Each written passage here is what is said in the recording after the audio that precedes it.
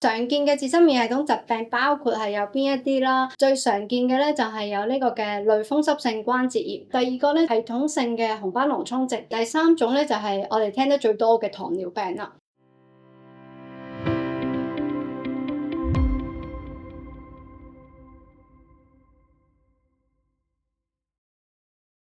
常見嘅自身免疫系統疾病包括係有邊一啲啦？咁佢哋嘅典型嘅表現亦都係有啲乜嘢啦？例如最常見嘅咧就係有呢個嘅類風濕性關節炎，咁佢係會攻擊咧我哋嘅關節嘅組織，導致到咧我哋嘅關節咧腫脹啦、疼痛啦，甚至乎變形嘅。大細嘅關節咧都會有機會受影響嘅。最明顯嘅咧就係會出現一個朝頭早咧嘅時候咧，你會發覺啲手指咧會有腫脹啦，跟住之後會有緊嘅現象啦。咁呢個我哋俗稱咧係叫晨僵嘅現象嚟嘅。好多病人咧，佢哋當佢哋喐下隻手，喐咗一段時間之後咧，發現咧鬆翻啲咯喎，冇咁辛苦，冇咁緊啊，冇咁脹嘅時候咧，咁佢哋日常嘅生活咧就可以繼續正常啦。另外第二個咧就係一個叫系統性嘅紅斑狼瘡症，咁而系統性紅斑狼瘡症咧，佢嘅攻擊嘅範圍咧非常之廣泛，因為咧佢係可以攻擊我哋身體好多唔同嘅器官，包括係我哋嘅腎臟啦、我哋嘅肝臟啦，甚至乎我哋嘅腦部嘅。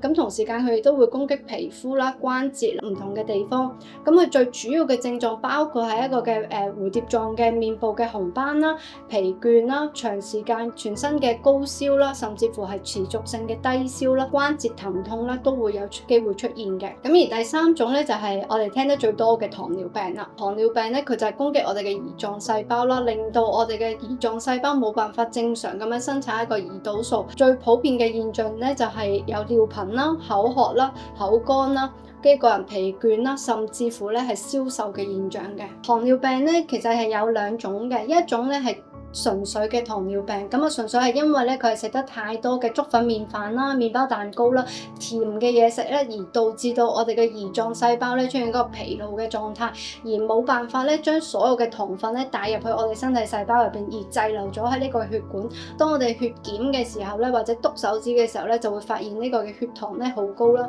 咁但係亦都有另外一個狀態咧，就係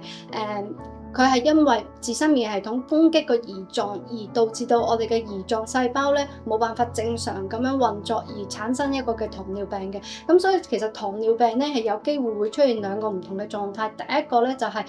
佢純粹係因為一個普通嘅糖尿病，係因為佢食得太多嘅甜嘢而出現嘅。而另外一個咧就係佢就算佢冇食好多嘅甜嘅食物嘅時候咧，但係佢同時間亦都會有呢個嘅糖尿病出現，就係有機會係出現呢個嘅自身免疫系統攻擊嘅胰臟而有呢個嘅糖尿病嘅。